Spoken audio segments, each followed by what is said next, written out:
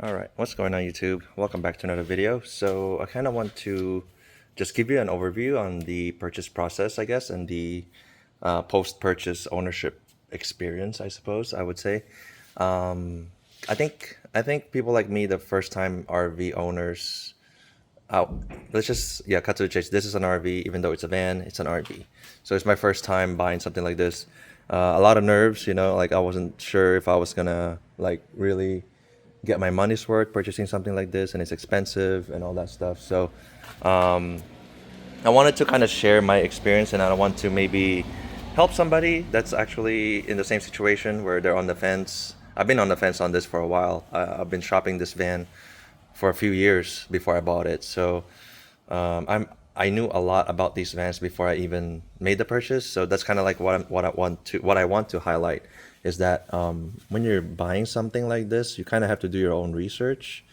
I went in there. I mean, of course, the salespeople know what they are, but they don't know like the intricacies, the nuances of each item, each vehicle. There's so many.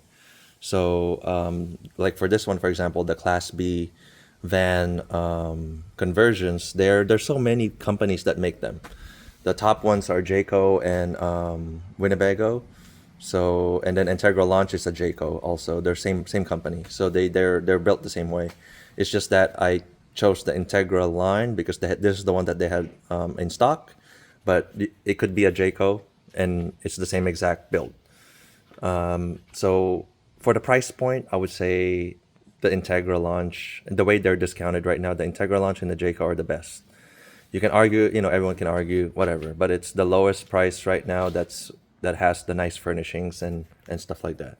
So jumping into fast forward to purchasing. So I already purchased it. I already decided I'm gonna do it. So I did it, and then I was in my orientation, doing the orientation. The salesperson that did it doesn't know how the van works. He knows what it is, but he just not completely. So so that's kind of like, so something happened because of that. So he was pulling on the cassette.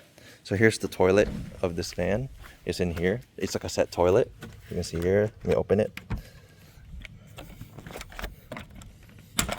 All right. So it opens this way. There's the cassette. It's supposed to just slide out easy, no effort. So it was when he was pulling on it, it was locked. So there's a latch inside that goes left to right. When you open the bowl and you see that it's closed, that's the only time you can pull on this. So that means it was open inside and he forced it. So what happened was he broke some mechanisms inside the cassette. Luckily, I did not luckily. So when I got home, I was checking everything out, trying to get familiar with the van, getting all the familiarity so I know how to use it and I know how to work with the system and all that stuff. I found out that that was broken. So I was gonna go through the whole what do you call this, warranty process, because I just bought it, literally bought it. I just took it home like 2 days ago. But it's just going through something like that. First, I had to like see how bad it is first. If the van was used, I probably wouldn't tackle that part of like the fix. But because it was brand new and it's like fresh, or I don't mind getting my hands dirty and learning it. So just my opportunity to actually learn something about the van myself. So I took the cassette apart. I looked at how it works. I Googled basically, it's a very simple mechanism, the way the cassette works. So what happened was he broke like a plastic piece holding some kind of mechanism inside the cassette. So basically now, when it was broken, it was always just open. You can never lock it. You can never. So basically, when you pull on it, it's basically the shut trap door for the waste is always open. So it's like when you take it out, it's just gonna spill. So that's what happened.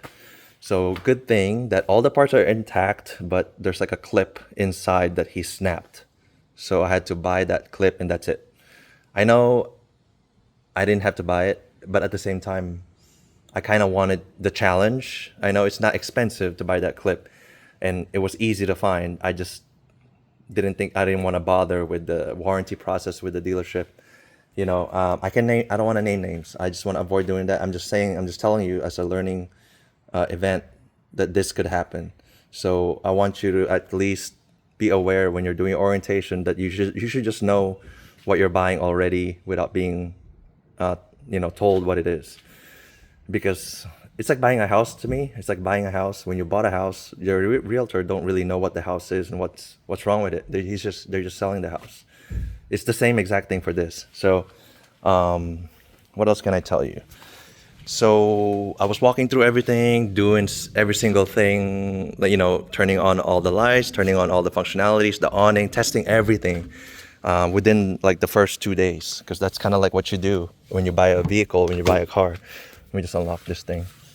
I think I really suggest that with people, because sometimes they just buy an RV and then I know they only use it sometimes, but you're buying something super expensive and you're supposed to just at least know how it all works. So the second thing that I found that was broken was I tested all the receptacles. You would call this the outlet receptacles. So they all were. So basically, I did make sure like my inverter's on, my house power is on. So I turned that on like that. Made sure everything is on. But then they did not even know that most of the breakers that are in here were tripped. So I didn't know that at the time. So none of the outlets were working. So I was like, what's going on? So I was like, am I something wrong? Blah, blah, blah. I was chasing basically my own tail, looking at like what could be wrong. So I was doing that, and then I found out that and then I found out the breaker panel. So the breaker panel is here for the entegralaunch. As you can see, the house breaker panel, and I saw a couple, 3 of them were tripped. So this one, and I think this one. So I just had to reset them. All the breakers were working, and then this one in particular, the one that's under the sink, for the sink, which is basically, this is where you're going to be cooking. Technically, that's where your stove is, and then you plug it into that, and it doesn't work. So I had to this is one I had to do a warranty fix on, which was quick. It was like 1 day. It's just that this is still within the first week of ownership. So you just have to go through everything, because there's so many things going on in here like that. You need to make sure. So upon my delivery as well, this thing was loose. They fixed that during the delivery. So everything else right now is okay. It's working. So just get familiarized with that. Getting service, especially the warranty fix, was not so bad. Like I said, it depends on what's wrong, but I narrowed it down too. So before I went to service, I narrowed it down that I knew it was this one that's broken, the only one that's broken, and I know which breaker was causing it to not work. So I pretty much diagnosed everything for them, but I just don't know how to fix it because I'm not an electrician, and I'm not an electrician, and I don't know how to open these things up because it's like a foreign thing to me. So anywho, that's kind of like, I just want to give people like kind of like an insight on that, like when you're buying like something like this, that it's not so bad. Like this, the 19YG, I think it's like, I would consider it a primitive setup because it's using a propane generator, LP generator down here. So if you can't see it, but it's on the back behind the rear wheel. So it's some people don't like it, but I think for me, I actually like it that it's a propane generator. I just don't like the way where it's positioned. It's positioned like down there. So it's behind the rear wheel. It's really on the back end. So if I'm off-roading or catch a rock somewhere, it might get hit. So I might have to do some mods, like I mentioned before. I might have to lift the van, get some bigger tires or something like that, just to alleviate that, or I don't know. But I like the setup. I like the simplicity of it. I don't know what else to say about it, but I'm really happy with this. It's enough space for me, enough luxury, and I know that like the price only goes up from here, so when you start getting into the lithium 48 volt vans and all that stuff, it's just so right now this is basically gonna be the camping van and motorcycle track day van. So that's kind of like, I just want to give some people some insights. Like, I don't think anyone else has talked about this really in detail. I think it's a good package for like 130. This is 130 when I got it. It's a pretty good package because you can buy what do you call this? You can, I think a Sprinter 2500 I guess you can buy a used one, but if you buy a brand new one, if you like brand new one, I like brand new stuff, I guess, lately. So I don't have to think about like what could have gotten wrong. If you're gonna buy a 144 Sprinter 2500 all-wheel drive, they're like around 70, I think 70, maybe even less than that, but around 70 solid, I would think, here in California. 70 brand new. And then you have to do a build, and then basically when you buy just the van, you're buying just the van, which is just a vehicle.